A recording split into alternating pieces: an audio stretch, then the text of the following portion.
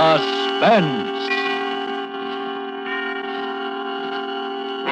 Autolite and its 96,000 dealers present Mr. Kirk Douglas in The Butcher's Wife, a suspense play produced and edited by William Spear.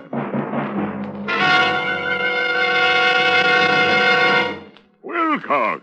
I say there, Wilcox, old man. Remingchester shotgun as I live, breathe, and batter my brains for burgeoning boasts about the battery of batteries, the Autolite Stay Full battery. The battery that needs water only 3 times a year in normal car use. Cease sounding off. Was it not you who defied me to find a camel that could go without water as long as an Autolite Stay Full battery? Defy you I did, you dubious dunderhead. Please, no compliments. I concede your claim regarding ordinary one-hump camels, but what about a two-hump camel? Need I say more? Well, you probably mean he can go twice as long without refilling. But Autolite Stay Full batteries hold over 3 times as much liquid reserve above the plates as ordinary batteries. Need I say more? Zounds. I shall have to find a dromedary with 4 humps. Even that won't do it, for Autolite Stay Full batteries need water only 3 times a year in normal car use. What's more, in recent tests based on SAE life cycle standards, Autolite Stay Full batteries gave 70% longer average life than batteries without Stay Full features. So get wise. Get an Autolite Stay Full battery, because you're always right with Autolite. And now, with The Butcher's Wife and the performance of Kirk Douglas, Autolite hopes once again to keep you in suspense.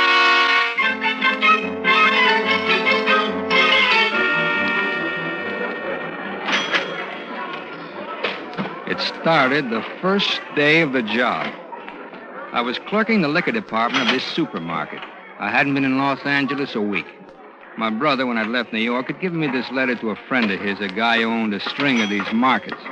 The letter was about could he use me. I was a good fella. He'd counted a favor, you know. And the guy had this opening, liquor clerk. And comes the following Monday. I'm at work.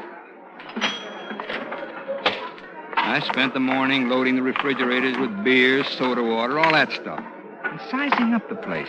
You know, back east, we don't have these supermarkets. There was a vegetable department run by a nice little dark guy. There was a delicatessen. That was run by an old geezer and his frau. There was a bakery department, a meat department, of course, the groceries. No clerks. You pushed a little cart around and helped yourself. To get out, you passed the cash register, and the girl loaded your stuff and rang up the price. My surveillance of the place had reached the girl who checked the groceries when the trouble started. She was looking at herself in a little mirror and putting on some lipstick. Her back was to me. I see her stop putting on the lipstick, but still looking at the mirror. I see her eyes in the mirror. And then she turns around very slowly and looks at me. Just looks at me. She must have been 50 feet away at the least, and with customers between us. But it was like we were all alone, the 2 of us on a beach somewhere, an empty beach. I should have looked away. I should have winked and forgotten it. I should have gone on stacking beer and thinking about how to be a success. That's what I should have done. What I did do was I stood right there and locked eyes with her for I don't know how long. And all the time I was looking at her, I was sending her mental telegrams. You and me, baby. You and me. Hey. Hey, you. Hey. You and me, baby. Hey, what's the matter? Sleep on your feet? Oh, what'd you say? You the new guy, huh? Yeah, I just started this morning. I'm Nick Arno. I work the vegetables. Oh, Harry Carr. Pleased to know you. Yeah. You got 2 bottles of cold beer? Oh, sure. Cold as a witch's heart. Only don't open here by the counter, you know, it's the law. Yeah, sure. I have them out back with my lunch. Well? Nick. What? The gal over there by the cash register. Huh? Mary? Is that her name? Mary? Yeah. What about her? Well, that's what I'm wondering. What about her? Oh. No soap. She's married. Oh, you're kidding. You see that big guy over there with a knife? The butcher? Yeah? Ask him if I'm kidding. Well, who's he? Her husband. Oh. See ya. I looked over at him. He's a funny-looking guy, a real creep. He stood there stropping a tremendous big cleaver, whistling to himself. He had on, one of those hard straw hats and a white apron. He had those rimless glasses with thick lenses so that his eyes looked like baseballs. When he saw I was looking at him, he nodded and went on whistling and stropping. A real creep. Later on, I watched him softening up some sort of steaks. He had a big steel mallet with points on it. He was whacking away at this meat like a pile driver. I watched him grinding and slicing, quartering, sawing the bones off some of the cuts. And always those eyes like baseballs. And that teeny little mouth lost in the big red face, whistling. And I looked over at her, and she was giving me the eye again.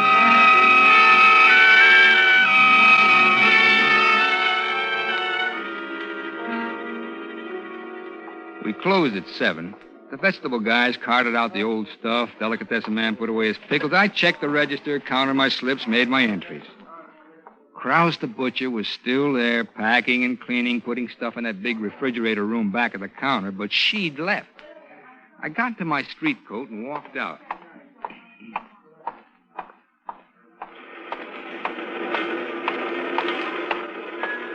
Hello? She was standing, looking at the shoe display a couple of doors down from the market. I said hello. Don't you say hello wherever it is you come from? Sure. Hello. Taking the bus? Yeah. Which way do you go? Down to Western. I'm going that way. I'll drive you.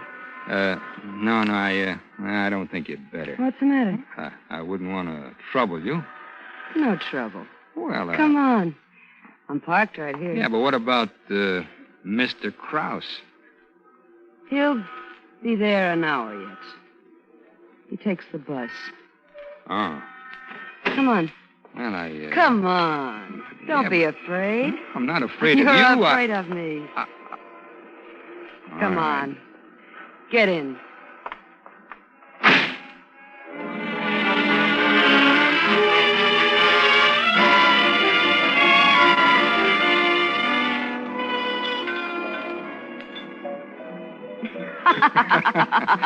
So all day long I'm pushing liquor at them. Now they're pushing it at me. You're cute, Harry. I mean it. You're really cute. So are you, baby. You really think so? Sure, baby.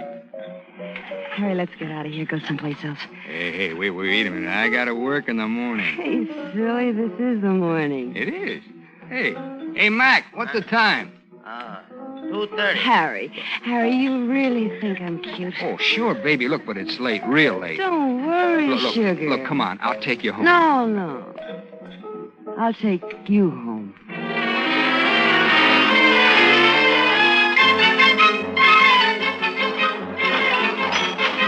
Oh, it felt lousy the next morning. I'm not much of a drinker. She looked fresh as a daisy, smiling and joking with the customers. I didn't look over there. I didn't want to. I didn't want to think about what she must have gone on between her and Krause when she got in. He didn't look happy. I knew why. I kept waiting for him to turn those baseball eyes on me. But he never did. Just went on smashing, slicing, grinding, sawing, all that.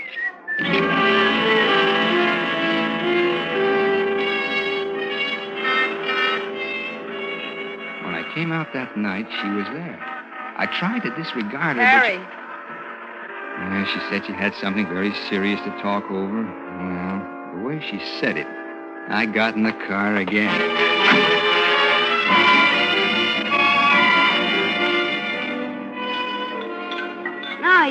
He's awful, Harry. Really, you don't know. Yeah, I guess it's You tough. just wouldn't believe some of the things. Look, Mary, He's crazy jealous. Well, of you? That's silly. Well, I guess it's... Jealous of me. Or should I say of you? Me? What's he know about me? Well, I got in this morning, and there he was, sitting up like Grandma in his bathrobe. He says, "Where you been?" I said, "What's it to you, Auntie?" They call him Auntie. It drives him crazy. Now, look, Mary, So he said, "Don't think you can fool me." And he started to cry and say a lot of things about Babylon and then sitting on the waters. Real crazy talk. Look, I better go, Mary. I don't... Harry, don't be silly. He doesn't know who you are, who it is. Yeah, but he could find out. Not unless I told him. Oh, look, you wouldn't do that. Of course not, baby. As long as you're good to me.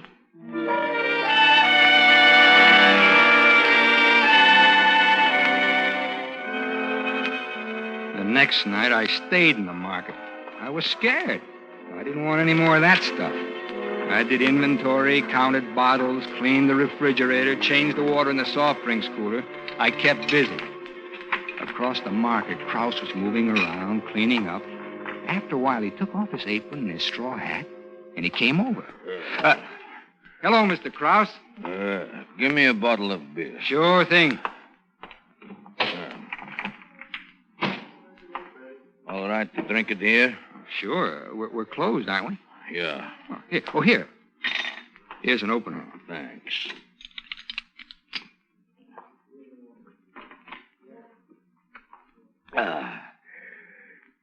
You're working late, huh? Well, you know how it is. Nothing to do evenings. No? Nah. I'm new out here. Takes time to make friends. Yeah. For me, maybe it would take time. But not for a good-looking young fellow like yourself. Oh, I don't know. You're a big, broad-shouldered guy. Yeah, sure, Big. That's me. How's the beer? It's all right. Listen, do you know my wife? Your wife? Yeah, you know her? She, isn't she the one who checks the groceries? Yeah. Oh, very nice-looking lady. You think so? Well, of course, don't get me wrong. I mean it very sincerely. A very nice, respectable-looking... Yeah, sure. Listen, have you noticed anything funny going on there? Funny? Somebody's playing around with her. And I want to find out who. With her? You wouldn't think it now, would you? No, I should say not. I don't know who it is, but listen, haven't you noticed anything? I mean, some guy who shoots the breeze with her or something like that? Well, no. Then will you do me a favor? Sure. What? Keep your eyes open. Oh, I will, Mr. Krause. I promise you. I'll find the guy. I'll find out who he is if it takes a year. And when I do, I'll kill him. Good night. Good night.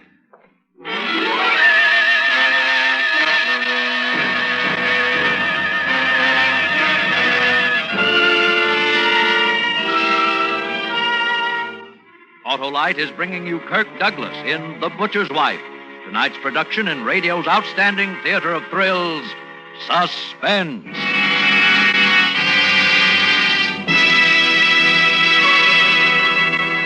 I say, Wilcox, you're keeping me in suspense. No, but not for long, Remingchester, old man. I'll tell you here and now, you just can't find anything, man, beast, or battery, to beat the liquid reserve of a genuine Autolite Stay-Full battery. That's a powerful statement, Wilcox. That's a powerful battery, Remingchester. Needs water only 3 times a year in normal car use. Extraordinary. Well, I must be on my way if I'm to find a more capacious camel.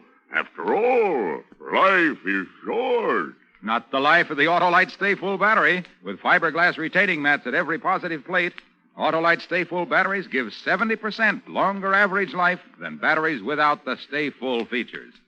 That's based on recent tests conducted according to SAE life cycle standards.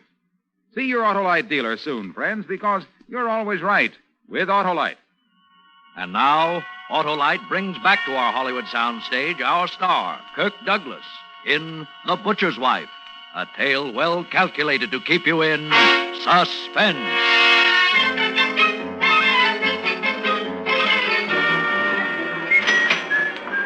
See how it happens?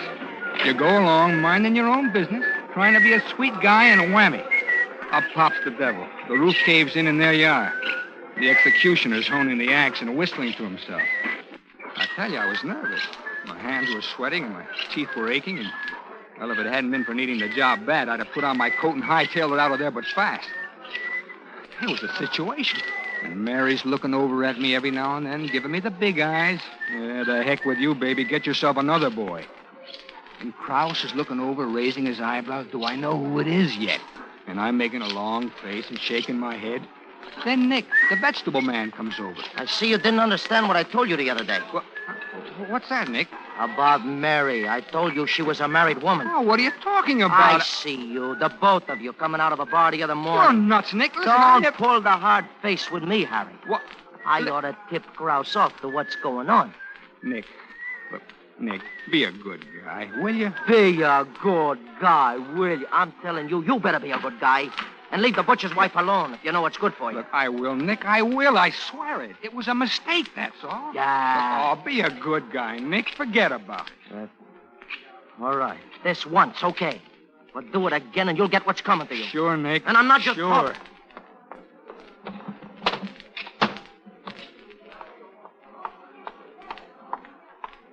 Harry. What? Blow, will you? Blow. Harry, I wish you wouldn't treat me this Look, way. Blow, get away. Look at me, Harry. Don't you know your husband's watching you? He's got his glasses off. He couldn't see Hollywood Bowl. You better be nice to me, Harry. Please, Mary. Please go back to your cash register. I want to see you tonight. No. Oh, yes. Look, understand me, Mary. You're poisoned. Now get away. You'll see me, Look, Harry, I'm not or you'll see Krause. All right. Where? I'll be parked around the corner. Around the corner. Don't be late. Oh, Harry. Stop being silly. Come on, get in. Look, please, can't you understand? I don't want any trouble. What are you so afraid of? Trouble. Oh, come on, baby. Let's go and have some Look, fun, please, huh? What's the matter? Oh. Hello, Nick. I warn you. Listen, you've got it wrong, Nick. Oh, no. What is all this? You shut up. Don't you talk to me like that. I talk to you like I please, cheat. Harry! Hit him, Harry! I didn't hit him. He was looking down his nose at me, and he was a nice, wide-open target, but I didn't hit him. Because all of a sudden, I knew what I had to do, and I knew I had to do it fast. Harry! Hey, where you going, baby? I didn't turn. Nick was still back there beside the car. I went into the market.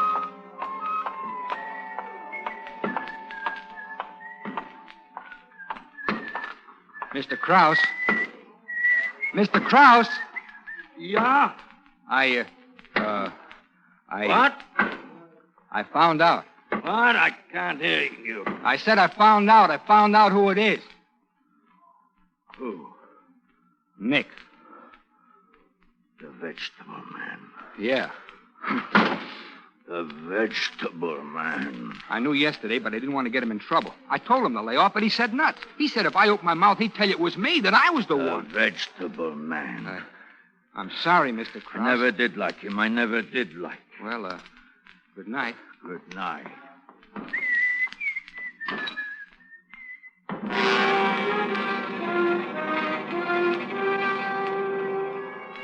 I took a bottle of brandy home with me. No dinner. I just lay there on the bed about 3 hours, talking to myself. Finally, the heck with the job. I got up, started to pack. I was broke, but I didn't care. I'd have to skip out on my rent, but it didn't matter. I didn't care. I wanted out from Krause, from Mary, from Nick, and... Suddenly, I figured that even if Nick was a snooping little rat with his holier-than-thou, I ought to clear him. So I wrote a note to Krause. I said, I did it, Krause. Don't blame anybody else. I took the note in my bag and the key to the market, and I tiptoed out of the rooming house. I caught a bus and went to the market. The boulevard was deserted. I looked in through the glass door. In the back of the place up high, there was a red neon beer sign that blinked on and off, on and off. I unlocked the door, went in, locked the door behind me. The place was kind of eerie in the dark. What with that red light blinking on and off. And 1 minute the place was pitch black, and the next there was 1,000 little red lights bouncing off the canned stuff in the groceries part. I went to the butcher counter first. I laid the note on the scale where he'd be sure to see it. Then I crossed over, past the vegetables and the bakery, past the delicatessen, to the liquor department. It was dark, and I kept bumping into things, and I thought, well, why am I acting like a criminal? So I turned on the lights. The whole place was suddenly so dazzling it hurt my eyes. I looked at the cash register. I was just thinking, well, maybe I'd take a couple of bucks. When it happened, I hadn't touched it. Well, there were other switches in the place. I didn't know where. After the brightness, the place seemed twice as dark. The red sign blinked on and off. Then I saw Krause. He was standing behind the meat counter at the scale. And he picked up the note, my note. I did it, Krause, and he read it. I couldn't see his eyes, just the glasses. And every time the light blinked, they shone red. Bright red, like some sort of terrible toy. And he began to move. And it was like a movie that you see one frame at a time. Each time the light blinked on, he wasn't where he'd been before, but closer. Closer. Krause? Mr. Krause? Mr. Krause! The red glasses kept coming at me. I edged over toward the vegetables, and he moved too. I moved the other way toward the groceries. There was a railing. I climbed over it. I was in one of the long, narrow aisles of cans and bottles. The stuff was piled head high. I waited, hoping maybe he didn't see me. But he did. I hid behind a stack of canned dog food. He sounded 30 or 40 feet away. I waited.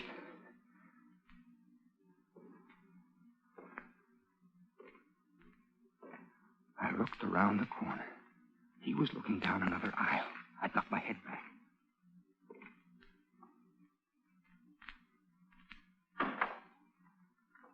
Couldn't understand that sound. I looked again. The aisle was empty, but in the center where Krause had stood were his shoes. He'd taken them off. Very quietly, like that, and took mine off. And I began to tiptoe away from where I'd seen him. And then I rounded a corner. There he was, not 2 feet away with his back to me. And I lost my balance. I put my hand out to steady myself. A whole stack of cans went over. I ran. I kept running, and there I was. I was at the end of an aisle, and there was the wall, the back wall. And I turned, and he was coming straight at me. My hand touched something cold, a bottle. I grabbed it. It was ammonia. Krause, get back. Get back, Krause, or I'll blind you. Krause, I warn you. I swear I will.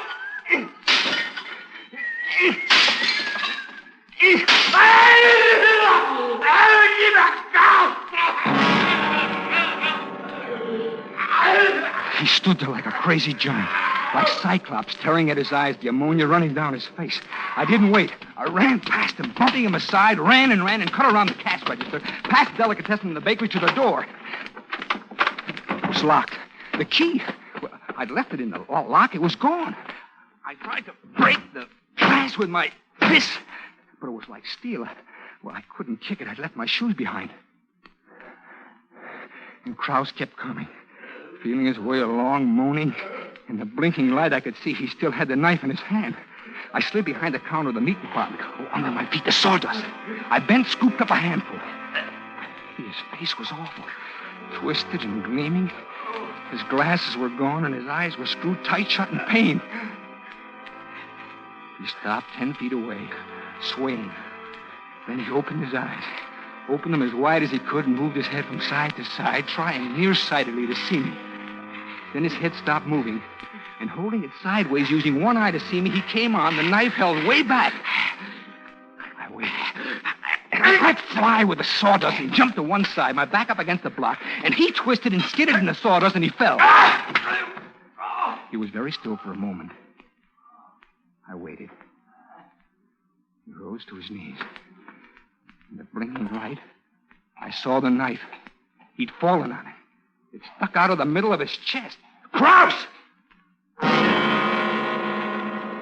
Then, very slowly, he got to his feet, one hand over the place where the knife was, and started toward me again.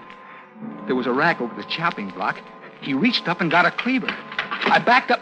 Behind me, I felt a large, cold handle. The door to the meat storage room. I heaved it open. Inside, it was cold, bitter cold, and dark. In the center of the door was one small, thick pane of glass. It was clouded. I wiped it clear with my hand and looked out. Krause stood there, his face an inch from mine, looking in. And then his eyes rolled back and his face went slack and he fell out of sight.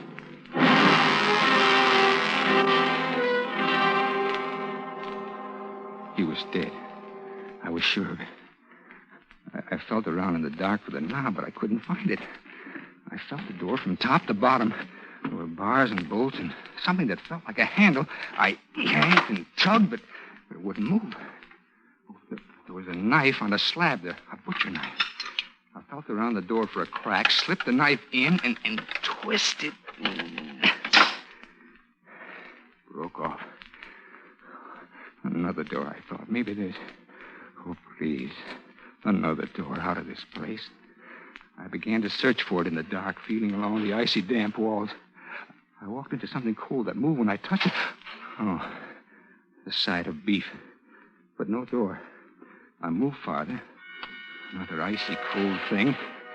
And I moved on and came up against another... As cold as the rest, but... And I'm crazy. I know it. I'm crazy. This one feels as though it's wearing silk stockings.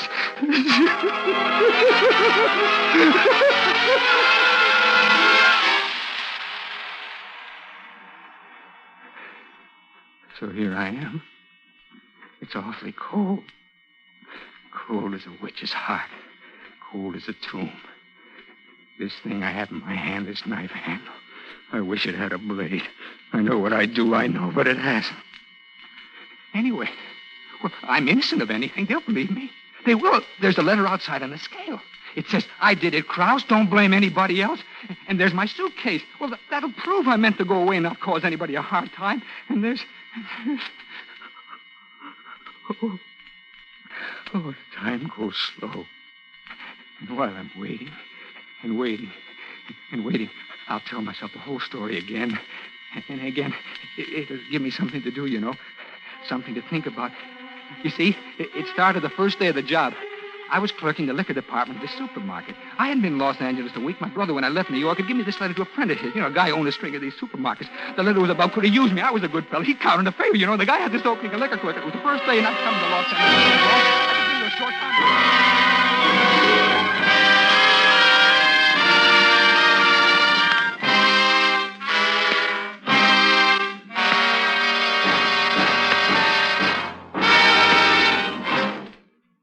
Suspense, presented by Autolite. Tonight's star, Kirk Douglas. Remingchester. Gosh, hey, you gave me a start. No, I didn't, Remingchester, old man. It must have been your new Autolite Stay Full battery, the battery that needs water only 3 times a year in normal car use. Just the thing for starting right.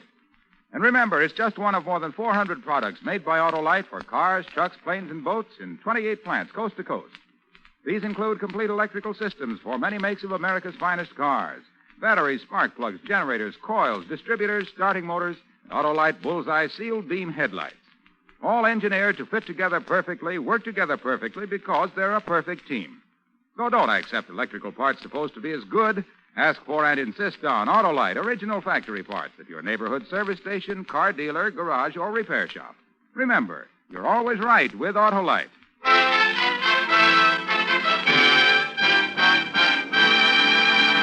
Next Thursday for Suspense, Marlena Dietrich will be our star. The play is called Murder Strikes 3 Times, and it is, as we say... A tale well calculated to keep you in suspense.